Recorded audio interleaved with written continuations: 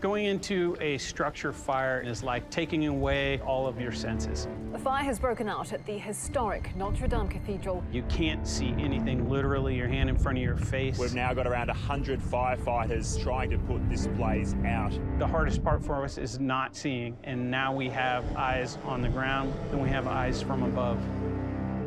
You can see a great amount of flames behind here. When disaster strikes, we rely on first responders to rush in to save lives and property. Today, the full scale of the destruction in Mexico City has been revealed. These environments are beyond dangerous, and there are only so many first responders available for any disaster. And the flooding here is getting worse after waters from Lake Pontchartrain broke through a levee. Now, robots are joining the battle, throwing their metal and plastic bodies into harm's way to help save human lives. These are the rescue bots. Welcome to Uprising. Fear not, the robots are already here. Back in the day, this job was a lot more blue collar. It was a heavy use of saws, axes, ladders, and hose. And that was the basic tools of every firefighter. Low technology, just put a hose in your hand and you go in and you fight the fire. To be honest, it started out as pretty much a hobby. I saw a camera in the air and it was remote control, and I'm kind of a tech nerd, so I picked one up and I'd bring it into work and we would use it as a training tool to be able to get an aerial view of things that we were doing. From there, it kind of morphed into, well, what if we used it on structure fire? All right, coming up. And then what if we used them on rescue incidents? To where it is now, pretty much we will use it on almost any kind of incident that isn't an EMS call. As an incident commander, all of our decisions we're usually making off of what we get on the radio. Now I get to see the smoke condition, and being able to read smoke from the drone is just a huge tactical advantage. Putting out a fire is only one aspect of a fire operation. Understanding the scope of the fire, where the other first responders are situated, and even where to park all the vehicles are all essential aspects of fighting fires. The Fremont Fire Department has partnered with local police to help them track criminals or search for missing persons, often by using the drone's infrared capabilities. Fremont police use special technology to help find a missing East Bay student. Police and fire departments are experimenting with all the ways in which drones might be useful, including in water rescues and recoveries. Here we've had multiple vehicles into the water, and anytime the water gets that high, it becomes extremely dangerous. So now we can put up a drone, do a search without ever having to put people in the water. Le toit de Notre-Dame est en flammes et la flèche de la cathédrale vient de s'effondrer. That fire in Notre Dame, that was the first time I've seen that robot in use. And without that, I don't think they would have been able to save the primary portion of that structure. I think that robotics in itself is definitely the future of firefighting. At Virginia Tech, Alexander Leonessa and his students developed a firefighting robot to compete in a DARPA robotics challenge.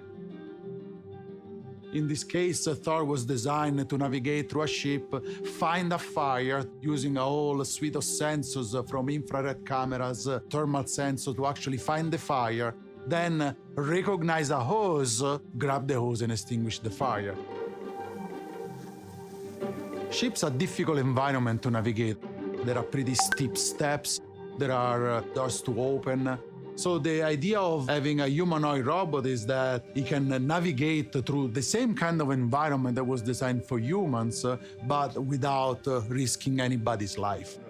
Now, the question always that as roboticists we need to ask ourselves is the humanoid the best one to reach those environments?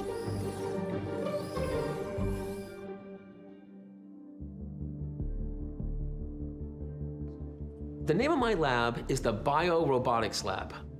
The name biorobotics comes from the fact that a lot of robots we work on have this inspiration from biology.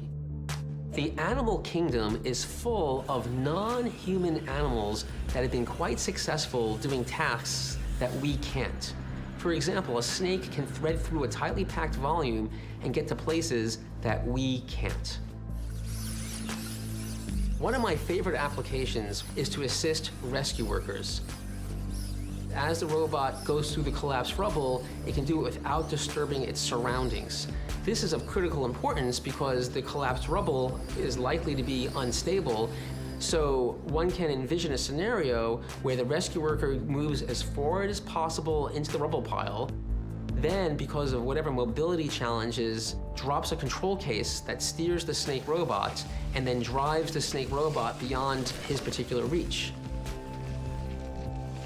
Right now, it's usually 2 operators and a tether handler handling 1 robot. That ratio is wrong. I envision a future where 1 operator will be able to control 5, perhaps 20 robots at once. But I think it's a little bit more exciting than that. I believe that as each of these robots move through the rubble, they'll be able to use modern machine learning techniques to learn from those experiences, and they'll be able to share their experiences. So when one robot learns from its experience, all the robots can learn.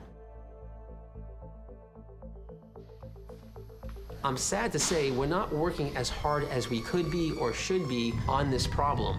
Response for robots is not the most well-funded activity because people only care about it the day after the disaster, and then a week or so afterwards, they forgot all about it.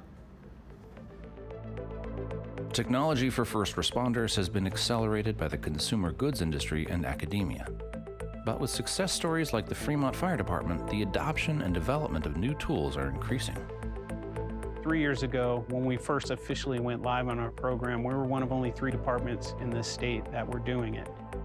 Until we went out and we flew on a couple of incidents, they just thought we were out there flying and playing with their toys.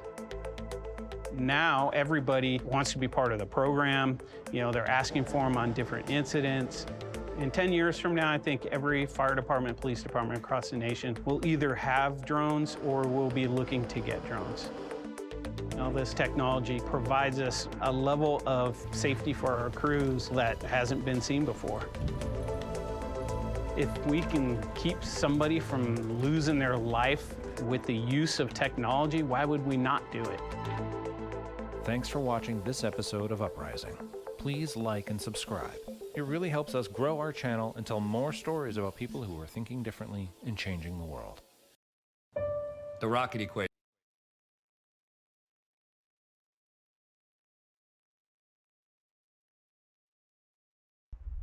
Okay, hi, my name is Muhammad Zarif Muhammad Zafri.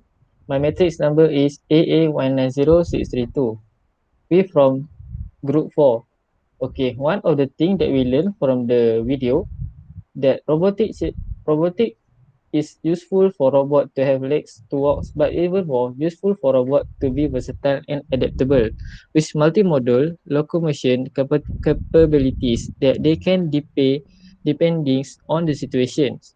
At the DRC, we saw all kinds of different design, but one of more unique approach comes from the University of Bonn in Germany with their robot Momaro.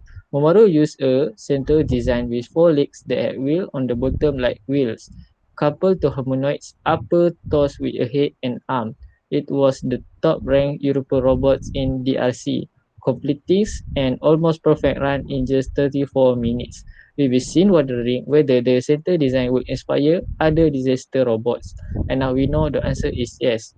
Today, as a consortium of European research group announced a new center robot platform called Appropriately Enough.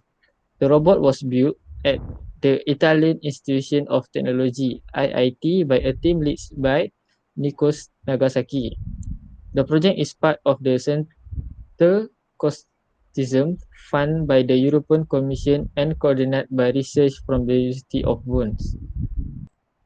Assalamualaikum warahmatullahi wabarakatuh. My name is Muhammad Izam Anwar bin Zau. My number metric is AA190476. Robotic rescue in terms of water hazard. Lot of water rescue occur under dangerous condition, but some are just too difficult for human to perform without risking serious injury or loss of life.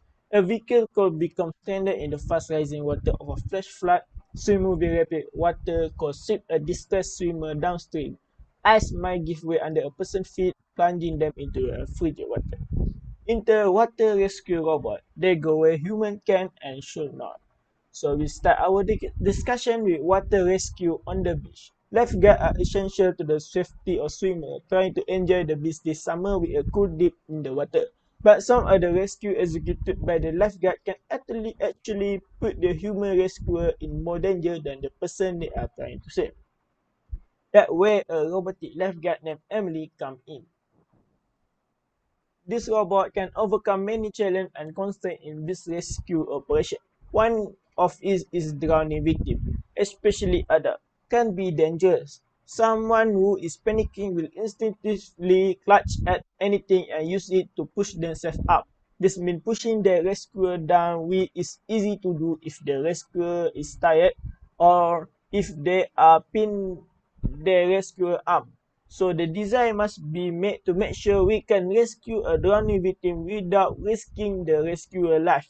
One of the design features of the above robot is it operates remotely by the rescuer on the beach, which make the risk of the rescuer dying down to zero.